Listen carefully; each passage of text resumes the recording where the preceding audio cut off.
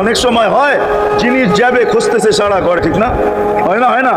হ্যাঁ, জিনিস যাবে ভিতরে, পকেটের ভিতরে, কিন্তু খুঁজতেছে সারা ঘরে খুঁজছে। পরে পকেটে হাত দিয়া যখন দেখে পাইছে, জিব্বায় কামড় দিয়ে আসতে বেরিয়ে যায়, কেননা গর্ত গরম করে ফেলছিল। এখন ঘরালারা পাইলে উল্টা এর উপরে গরম হবে, ঠিক না? রাখছো পকেটে কেউ আমাদের কাছে, ঠিক না?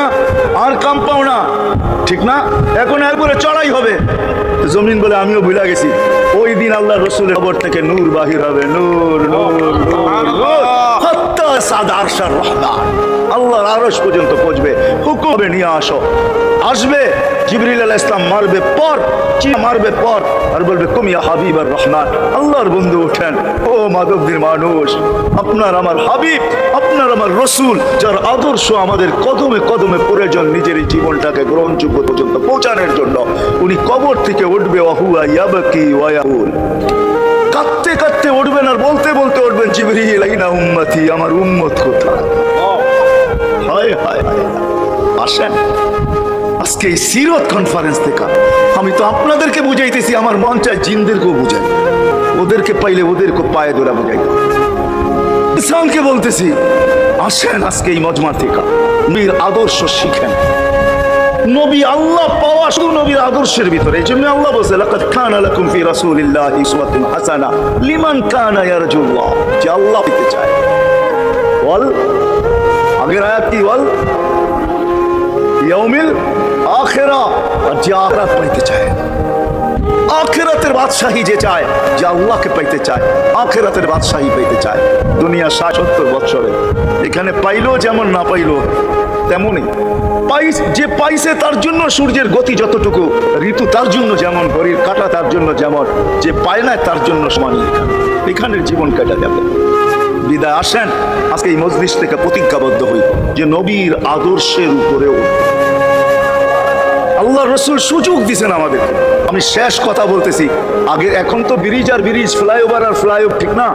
হয়তো 2-1 বছর পরে আমরা এটাও দেখবো যে নদীর ওই মাথার থেকে নিয়ে একবারে কোথায় পাঁচদোনা পর্যন্ত ফ্লাইওভার লাগেছে, ঠিক না? গাড়ি উঠবে এখান দিয়ে ওইখানে যে নেমা যাবে, কোনো জ্যাম না জট, ঠিক না? হ্যাঁ, কিন্তু একদিন ছিল শাখো, ছিল আমাদের দেশে শাখ, চিনেন?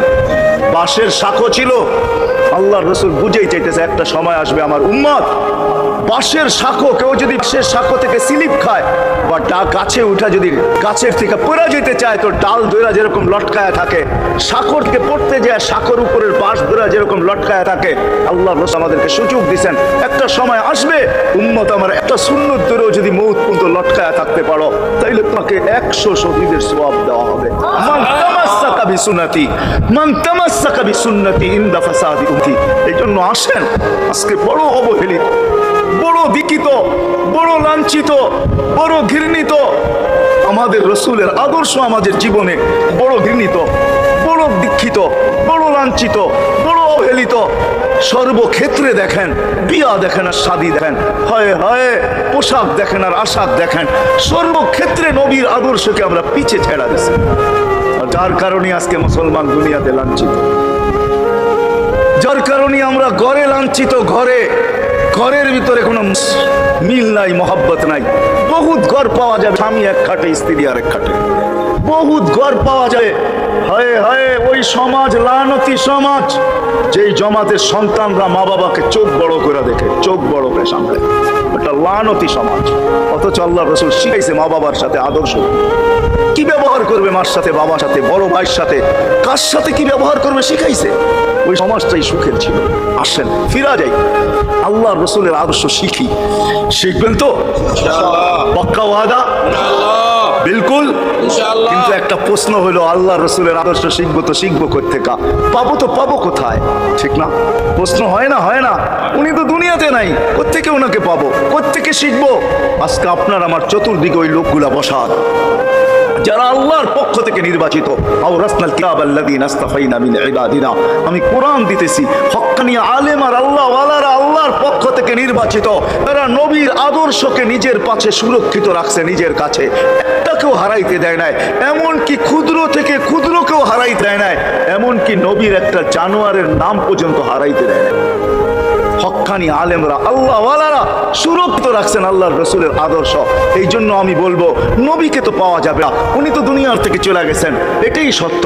কিন্তু উত্তর সুরি রেখেছেন, আল্লাহর পক্ষ থেকে নির্বাচিত লোক আছে, রসুলের পক্ষ থেকে নির্বাচিত লোক আছে, যাদের কাছে নবীর আদর্শ আছে।